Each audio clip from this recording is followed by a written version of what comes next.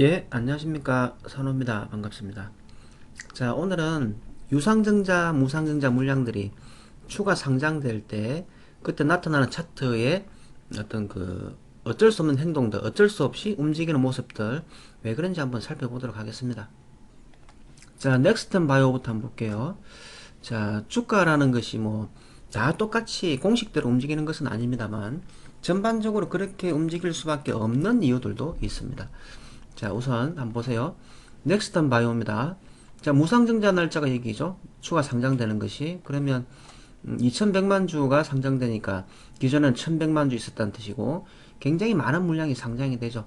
자, 그런데 여러분이 세력이라고 한번 생각을 해보시고 무상증자 되는 물량에 욕심이 있다고 생각을 한번 해보세요. 매집하고 싶다고 생각을 해보세요. 세력인데 이 종목의 물량을 매집하고 싶다. 그럼 추가 상장될 때 개미들은 상장되면 팔아서 현금화 시키고 싶은 사람들도 당연히 존재를 하겠죠. 자, 그렇다면 팔 수 있는 날짜는 이날 상장되지만 이틀 전부터 여기부터 팔 수 있는 거죠. 여기부터. 그러면 여기에서 팔 수 있는데 세력이라는 존재가 물량을 받아주기 위해서 무상증자 될 때 받아준다 치면 저렴하게 이 자리에서 받아주고 싶겠습니까? 아니면 주가를 뽑아 올려서 이 자리에서 받아주고 싶겠습니까? 딱 아무리 생각해봐도 개미들은 어쩔 수 없이 나가는 개미들이 존재를 할 텐데 비싸게 사탕값을 주고 받아주기보다는 이렇게 저렴하게 받고 싶을 것이다 이런 의미죠. 그렇기 때문에 무상증자 날짜가 다가오기 전에 주가가 이렇게 급등을 하잖아요. 주가가 급등을 하면은 결과적으로 무상증자 될 때는 주가는 하락할 것이다 라는 것이 일반적인 얘기죠. 그러니까 무정 날짜가 다가오는데 근리락 이후에 주가가 상승하면 무상증자 될 때는 결국 하락할 것이다 라고 생각하면 이렇게 급등을 하는 경우는 어떻게 대응해야 될까요? 예, 급등하는 경우에는 냅다 팔아버려야 되는 게 일반적인 얘기입니다. 그게 보통 전부 다 100% 나타나는 건 아니고 열에 8번, 열에 9번 정도는 올랐을 때 팔아야 되고 그 다음에 무상증자 물량이 상장될 때는 주가는 일반적으로 하락한다 이렇게 이해를 하면 되겠죠. 그렇다 치면 여기는 매도 자리고 여기는 좋다 싶으면 공격 자리가 되는 겁니다. 제가 며칠 전에 제주 가서 어떤 동생을 만나서 이 종목을 가져 있다고 얘기를 하길래 차트 보니까 제가 말씀드렸던 수업을 했던 종목이더라고요. 그래서 이 자리를 다시 돌아 올라오면은 관심 가질 때 참 좋겠다 이렇게 표현했는데 이렇게 다시 돌아 올라왔습니다. 그래서 이 캔들은 지금 무상증자 때 상장되어서 누군가는 팔았겠죠. 그 매물대입니다. 무상증자 상장됐을 때 누군가 팔아먹은 개미든 누구든 있겠죠. 근데 그 자리를 다시 돌파했다는 것은 여기에 받은 물량이 매집이 될 가능성도 있다. 이렇게도 이해를 할 수 있습니다. 우선 그게 중요한 게 아니고요. 권리락 이후에 오르면 팔아버리고 무성할 때는 당연히 이렇게 주가가 하락한다. 이렇게 보면 우리는 언제 팔아야 되고 언제 사야 되고를 알 수 있을 겁니다. 자, AMP입니다. 이것도 한번 보세요.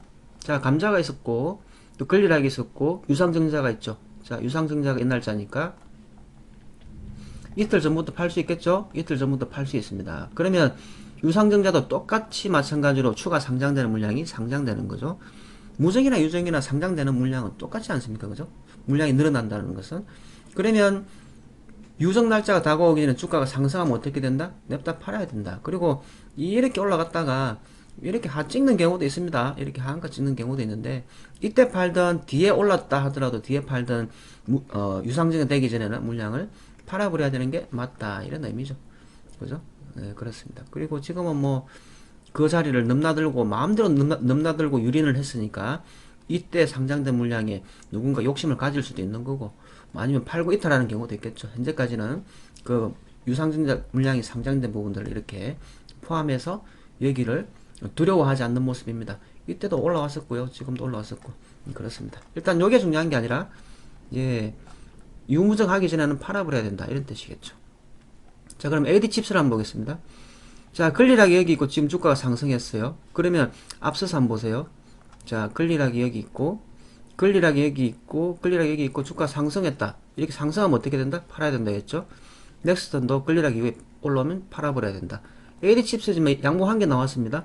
양봉 한 개 나왔는데 운이 좋아서 양봉 두 개 넣으든 세 개 넣으든 우리가 큰 양봉에는 팔아버려야 되고 그 다음에 물량이 추가 상장될 때는 주가가 저 밑에 떨어질 것이다 생각하면 AD 칩스도 어떻게 대응해야 되는지 어느 정도 힌트가 나올 것이라 생각합니다.